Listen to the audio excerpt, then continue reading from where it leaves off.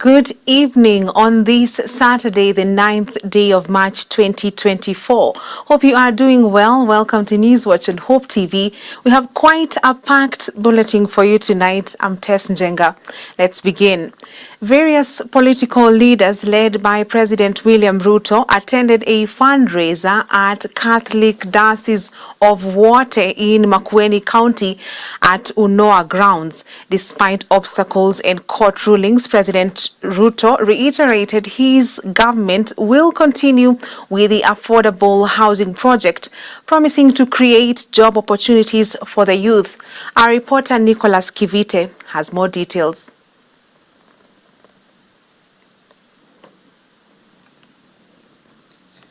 I am very proud of our Kenya Defence Forces and the entire security fraternity.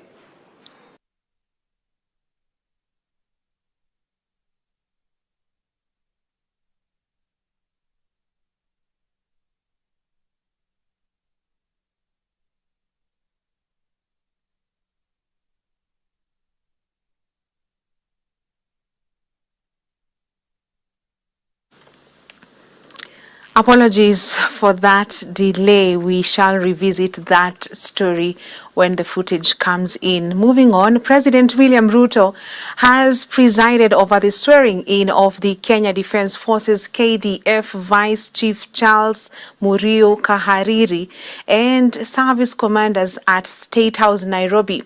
While congratulating the new commanders, he implored the new leadership to discharge its responsibilities with dedication, patriotism and professionalism, keeping the tradition that defines the KDF to consolidate Kenya into a more progressive country. I am very proud of our Kenya Defence Forces and the entire security fraternity for their patriotism, professionalism, and dedication to the people and to the Republic of Kenya. You have contributed immensely to the progress of our country by making sure that you discharge your responsibilities, ensuring the stability of our nation so that the rest of the progress in social, economic, and political arenas can progress. I implore you to keep the tradition that today identifies our security agencies and defines the Kenya Defence Forces as a professional organization with great integrity. As I have mentioned to you before, we are working collaboratively as a country to ensure that we bring our nation together and ensure that the fabric of our society is intertwined so that Kenya can be one nation,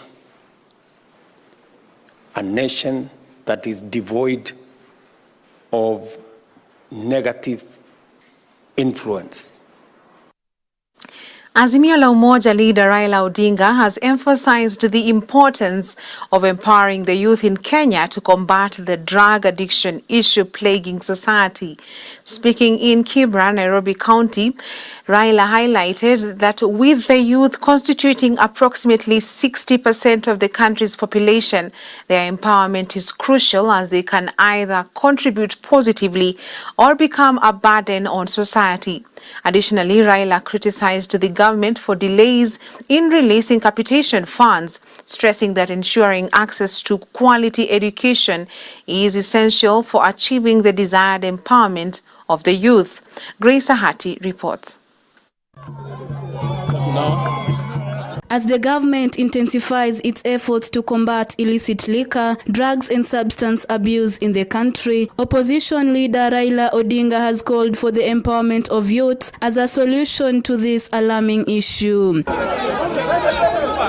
The Azimio leader was speaking during his visit to Raila Educational Center in Kibera, Nairobi County, where he emphasized the importance of providing quality education, who make up approximately 60% of the country's population.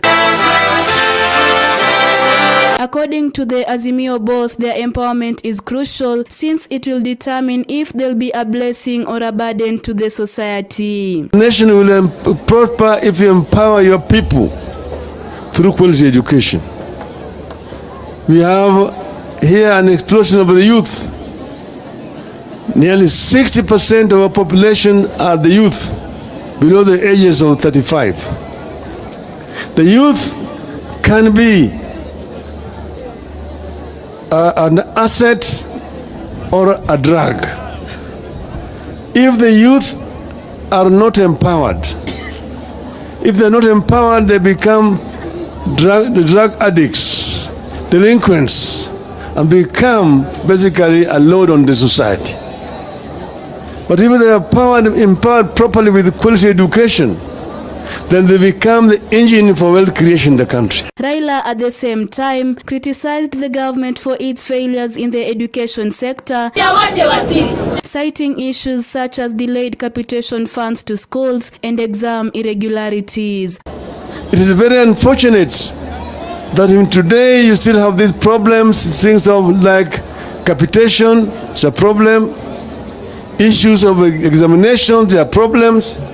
We still have issues of exam cheats and so on in this country. Things which are associated with primitive societies. Those kind of inefficiencies are things that we do not want to see continue in our country. But then, we have the government, and the government has a responsibility. According to him, it is the government's ability to ensure the smooth functioning of the education system by prioritizing teacher recruitment, proper remuneration, and adequate infrastructure in educational institutions. The government has a responsibility to ensure that teachers are recruited and are properly remunerated. Government has a responsibility to ensure that you have proper tuition blocks. There's proper provision for tuition blocks in all our schools.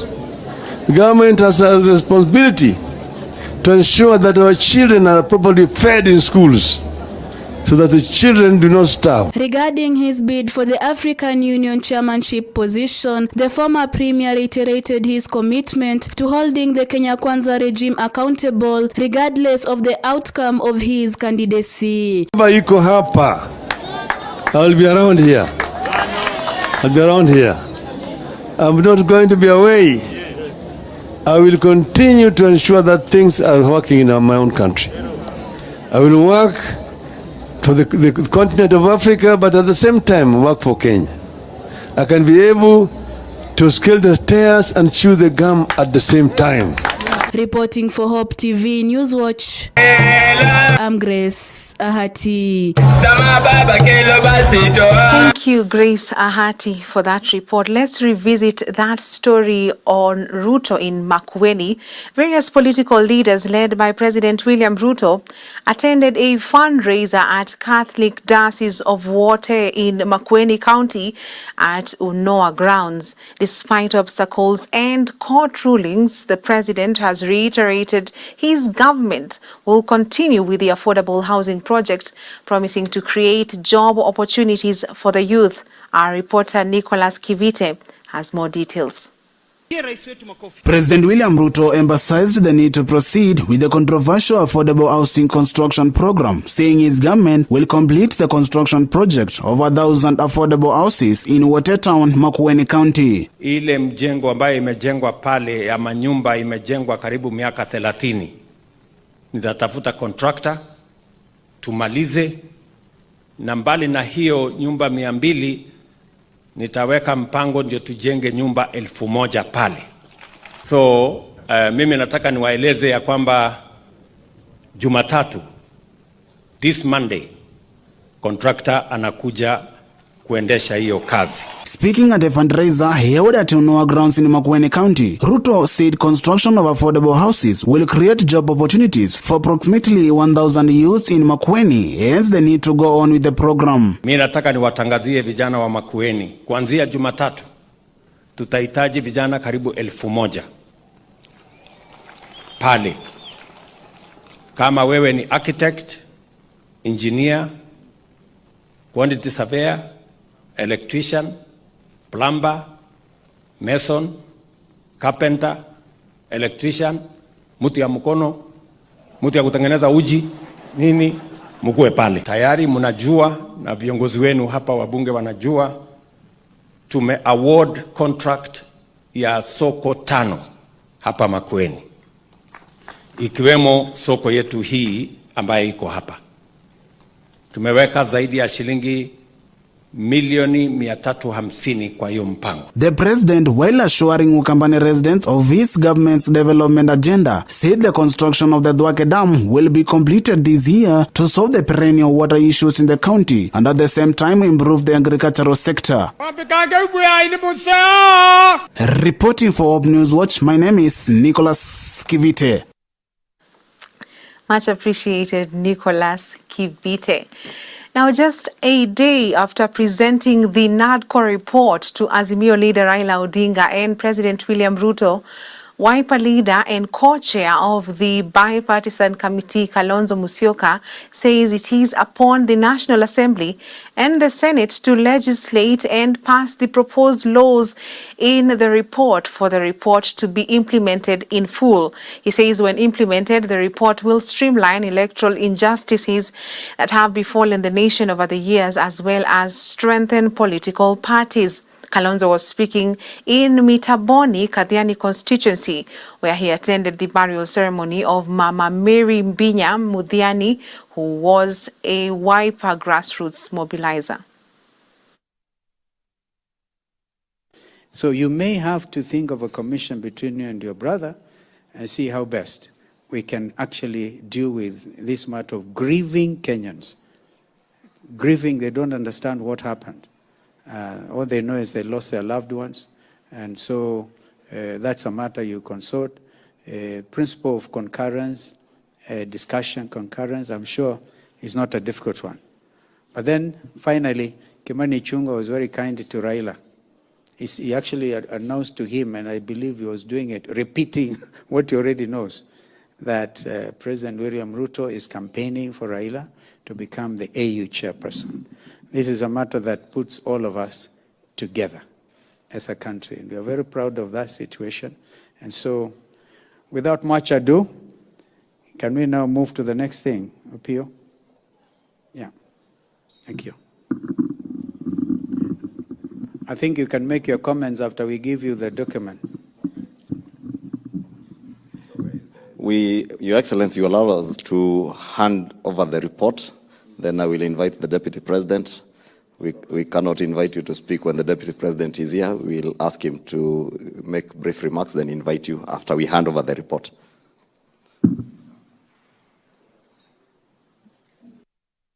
Kuna magonjwa mengi ambayo First Lady Mama Rachel Ruto has called on Kenyans to embrace and support the services of community health workers, since it helps in detecting and treating illnesses early. He said they are a key component of universal health care that puts more emphasis on preventative health care, thus reducing the cost burden associated with curative health care.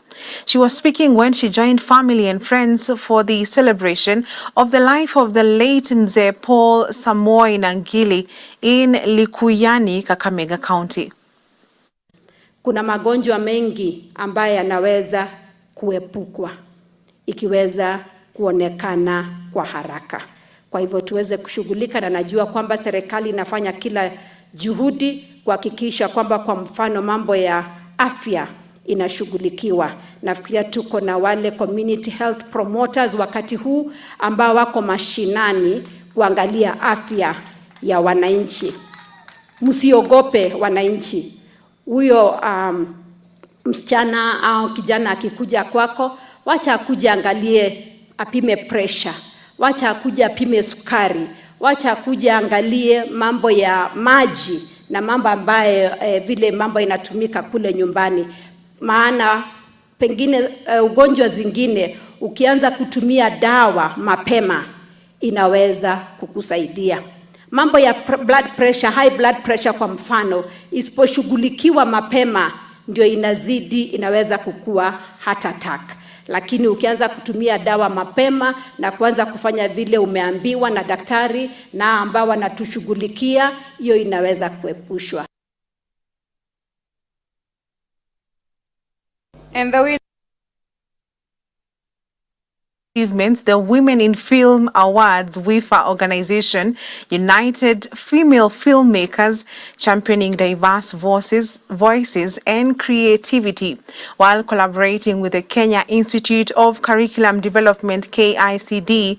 They aim to introduce theatre and film studies in Kenya's education curriculum. Kate and Diego reports.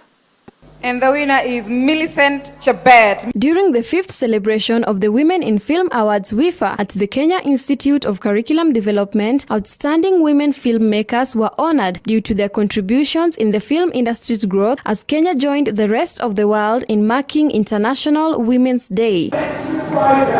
Jacqueline Onyango, Senior Deputy Director of Basic Education Curriculum Development at KICD, underscored the significance of integrating the theatre and film course into the new curriculum, signaling plans for its incorporation. Doing what they said I could not. During the event, Charlene Ruto, the first daughter, pledged her support for women and youth initiatives, while Tariro Washe, the first daughter of Zimbabwe, advocated for safe working environments for women in the industry.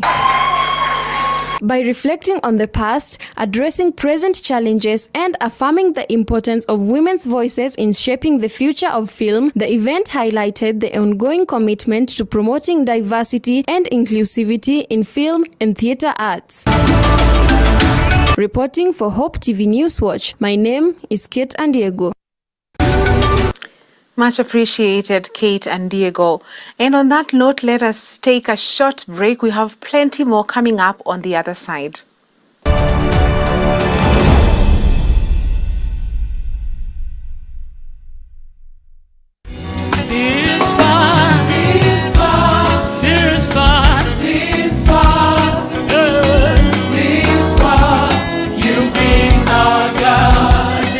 To get Ebenezer by Jane Allaire as your Skiza tune, SMS the word Skiza 88300023 and send to 811. Hope Skiza, spreading the hope. Ebenezer, you've been our God. Ebenezer, Ebenezer, Ebenezer, Ebenezer, oh, Ebenezer, you've been our God. This far. I've actually been trying to find a balance. It's been really tough and hectic, but everyone says once you get a hang of it, it becomes better, and I don't know, but I'm hoping to find a balance soon because it's really been hectic.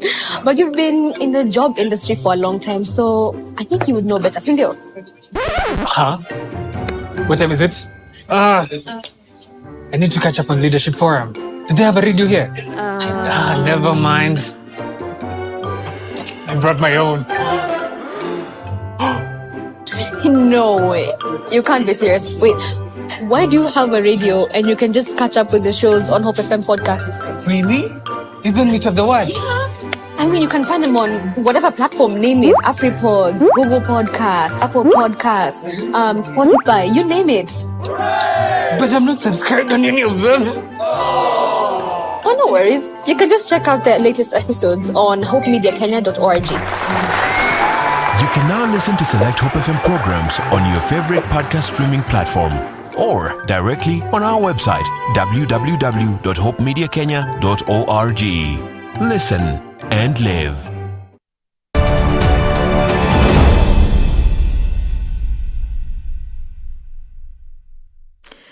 Welcome back. The government has promised to protect women journalists against violence and harassment. Government spokesperson Isaac Mwaura has noted that in every corner of the world, journalists are intimidated and locked up at distressing rates, and far too many are killed just for doing their jobs. He said that in a survey of some 700 women journalists conducted by the non-profit Washington-based International Center for Journalists ICFJ and UNESCO, nearly 3 out of 4 women journalists said they had suffered online abuse in their work. Additionally, Mwaura said the government is also working on the 2/3 gender rule to bring closer equality in leadership of the Kenya Kwanza government.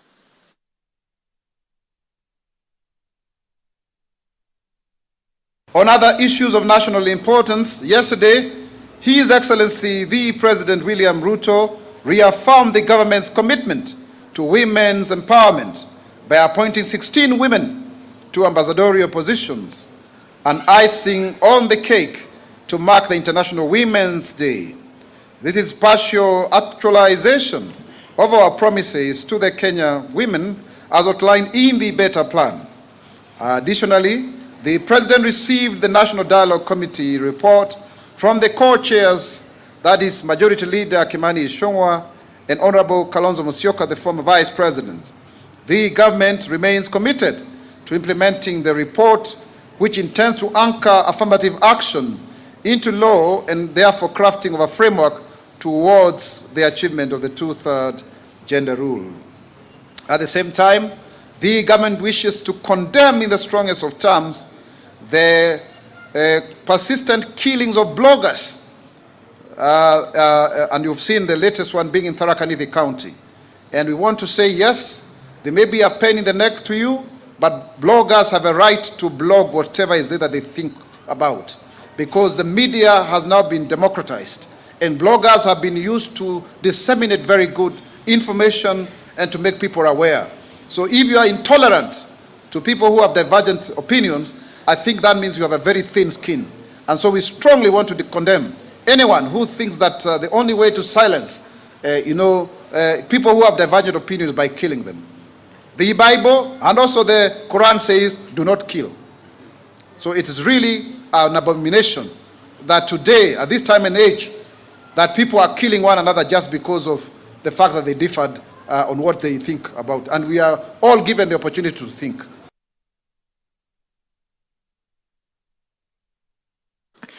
Machakos Governor Wavinya Ndeti has decried the surge of teenage pregnancies and called on parents and stakeholders to be extra vigilant to reverse the trend.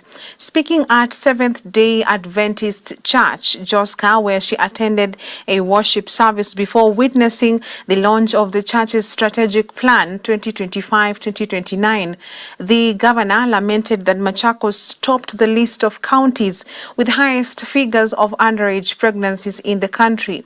She said as a result, more girls were dropping out of school and burdening their parents with obligations of bringing up their children. Wavinya added that Wavinya revealed that a modern rehabilitation center will be set up in Machakos to help in reforming youth who have sunk into drugs and substance abuse. Hawa wasichana wetu wadogo na muliona kwa TV katika county ya Machakos, we are leading na teenage pregnancy. Tafadhali nisaidieni hawa wasichana wetu, tuongee na wao. Maneno ya kubeba mimba mapema, utabeba upeleke wapi? Hauwezi kununua diaper, hauwezi kupata kulisha mtoto. Kwa nini tu udanganywe ubebe mimba? Kina baba, vijana wetu, tuchunge wasichana wetu. Najua ni vizuri mtu msichana ajikakamue, mwanaume ajikakamue. Wakikuja kuoana wapate watoto, iwe wanaweza hata kuweka chakula kwa meza. A multi-agency team has been formed to reinforce the fight against illicit brew in Narok County in a bid to wipe out the illegal drinks in the county. Narok County Commissioner Kipkech Lotiatia will lead the joint team consisting of the police officers, village elders and national government administrative officers who will be carrying out impromptu visits in different points notorious for selling the drinks. Commissioner Lotiatia said no one will be spared in the fight, noting that most of the illegal dens are owned by police officers and other senior government officials. Wacha mama afanye maamuzi yake kama Mkenya, ako na uhuru wa katiba. Maneno ya ardhi, tumefikia kiwango kwamba nchi hii ya Masaini ni lazima pia wamama wapewe nafasi ya kumiliki ardhi. Title deed hapana rights ya wanaume peke yao. Zile typewriter na computer iko kwa lands, hata majina ya kina mama huwa inaingia hapo. Kwa hivyo tufungue kina mama wetu wawekuwe na uwezo hata wa kumiliki title. Sababu mgeni wa heshima, I want to assure you kama sisi administration, we know ile title ambayo imeandikwa mama hakuna siku itauzwa kiolela. Sababu yeye atachunga watoto wake, na unless kuna jambo la dharura hawezi kubali hiyo title iende uzwe. Lakini sisi wazee, mwingine unakuta kwa bar ana sign, anaenda kucheza disco na shamba ya family, baadaye family inabakiwa na eka 2, eka 3. So we want to empower kina mama, na I want to salute watu wa hapa sababu tumeanza mtindo mpya. Kwa mfano division ya Loiter kwa adjudication walikaa na wakasema wamama wote waandikwe katika adjudication na wapate title, which is a very big milestone katika land governance within the pastoral community. So we also urge zile sehemu zingine waweze kupea kina mama hiyo nafasi. A non-governmental organization has called on the government and the public to help the less privileged in society, such as children living on the streets. According to Kenya Family Charities KFC, Kenya has witnessed an increase in the number of street kids due to the negligence by parents and guardians, and also domestic violence, which has heightened poverty levels in the country. This has increased the number of children leaving homes to fend for themselves on the streets. Speaking during a campaign to reduce street kids dubbed Mtoto na Kupenda in Nairobi, the stakeholders urged the national government to come up with measures of reducing these kids, such as creating a home for them. Serikali hapa tunaomba isaidinga kwa chakula, education, na sio kupiga watoto, just wachukue vizuri, wapeleke hao kwa hizo street, hizo children where they can be kept, even they can build another houses where they can keep them, the families, but as per now sisters they have where they can stay. So if they get them, they should not take them to the prison. Let them be safe, guarded in the right hands of the other people, so that they can be helpful in the days coming. The problem is neglect. What they don't mind about their children nowadays, because if they are not going to school, they are not teaching them what to do. Some of them, they don't know what to do, but they are there in their families, So familia ni lazima wazazi na yeye wajitokeze vizuri, watoto wafundishe kufanya kazi na bidii. Women inclusivity in leadership positions is the key towards elimination of harmful cultural practices prevalent in pastoral communities. Speaking during the International Women's Day celebrations at Kiwanja Ndege in Laikipia County, leaders hailed the 2010 Constitution for entrenching women leadership. Some of the notable achievements in the pastoral areas include management of natural resources, where at least 5 women are represented in the 15 Community Land Committee, which previously was a male domain.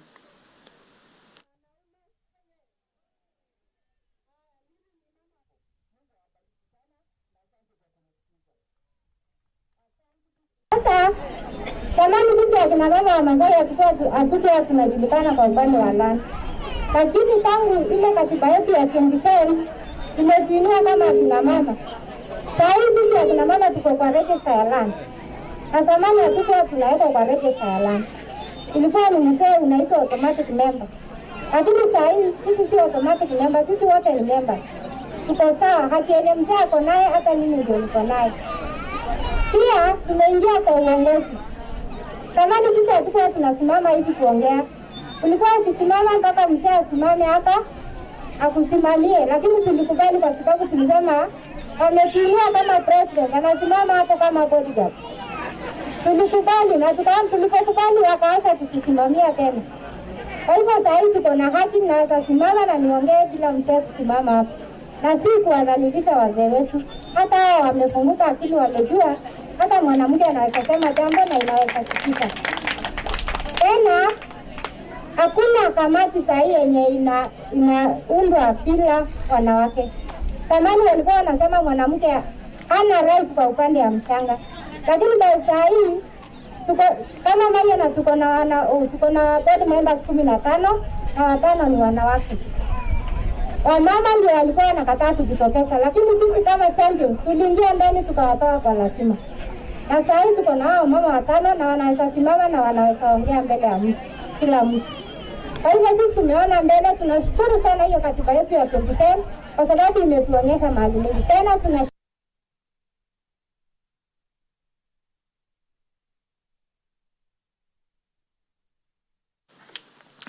Narok County Governor's wife, Dr. Agnes Ntutu, has called on women to mentor their girls and support their education so as to have more professional girls in the Ma community. Ntutu said statistics show that a large number of girls in the county do not complete their education due to early marriages and teenage pregnancies, which force them to drop out of school. The county's First Lady observed that a large number of girls fall in the trap of men when seeking for the basic commodities, saying that the trend can be avoided if the mothers spend quality time with their girl child to guide them on principles of life. She spoke at the Talek area in Narok West Sub-County during the celebrations of International Day of Women, where she called on the society to support the education of the girl child. Tusaidie waume wetu. Tuwafunze watoto wetu maadili mazuri. Tuache yale mambo ambaye ni mabaya. Nataka tufunze watoto wetu, wasichana kwa wavulana pamoja. Kwa sababu wasichana peke yao, hakuna mahali wataenda bila wavulana. Kwa hivyo nataka kusema hivi. Tufunze watoto wetu kwa pamoja. Tuache ukeketaji ya wasichana. Tuache early marriages. Tuwafunze watoto wetu ili tuweze kupunguza mambo ya mimba, kupachikwa mimba za mapema. Na tukiweza kusaidia mtoto wetu msichana kwa kununulia sodo na kuwapa mawaidha mazuri ili waweze kuendelea kwa masomo yao bila shida yoyote. Tumepata kujua kwamba wasichana wako na changamoto mingi, na ndio sababu unapata wanapachikwa mimba isilofaa ya mapema, kwa sababu labda amepata kukosa wazia wa mama wake ama wa mtu mkubwa kule nyumbani.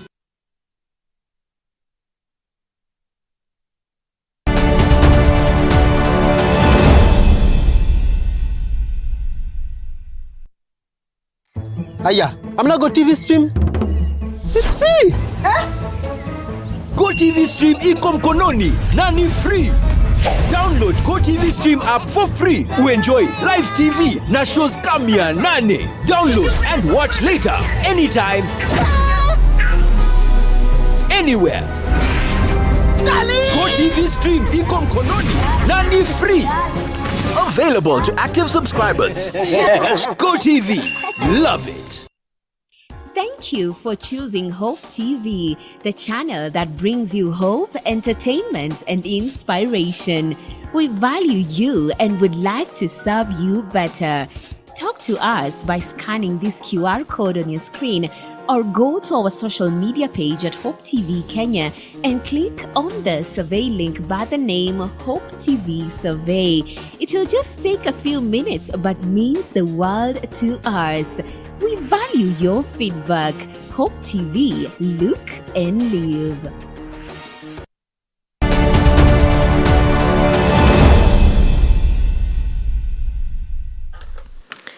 Welcome back. In business, real estate developer Superior Homes has officially launched 14 billion shillings master planned gated community in Lukenya, Machakos County.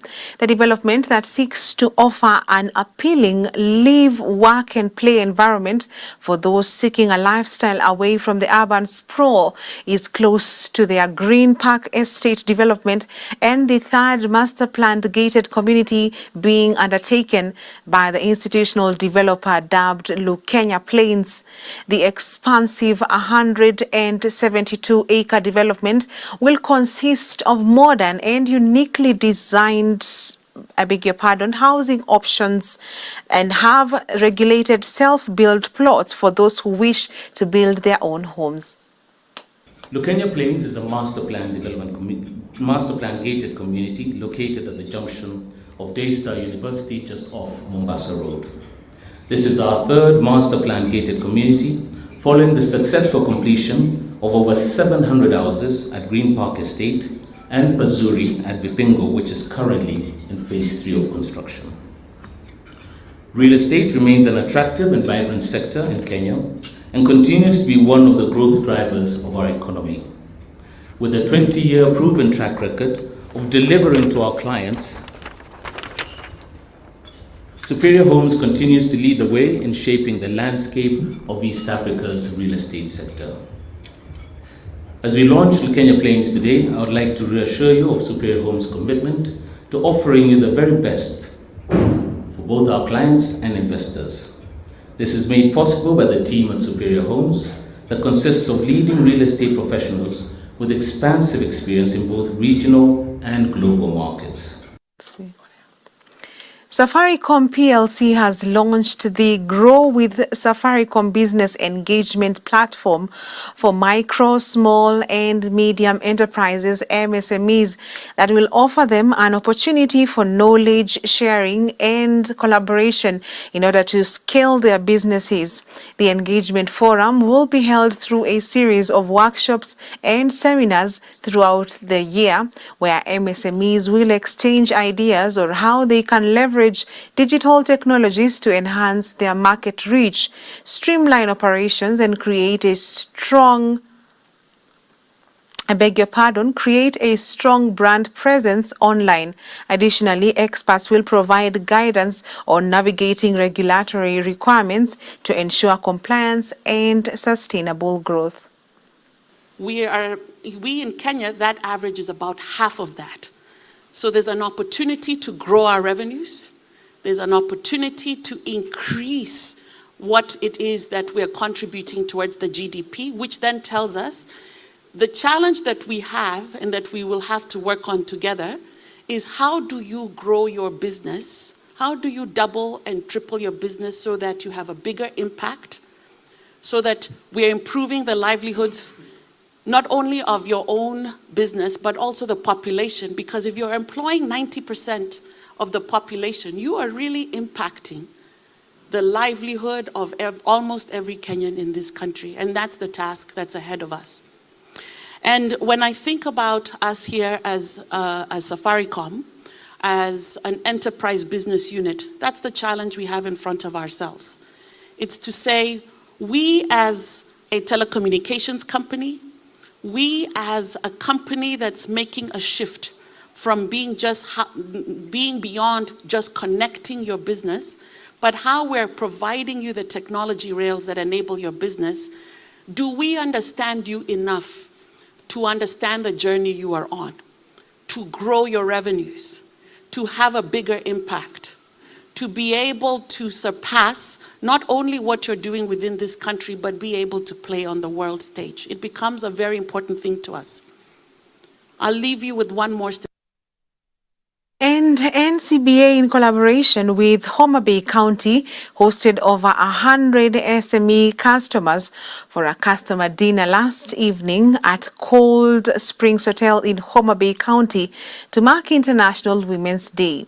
The dinner celebrated the achievements of women in business within the county and provided them with a platform to share their views on topical issues, including opportunities in the SME sector, women's empowerment, and financial literacy.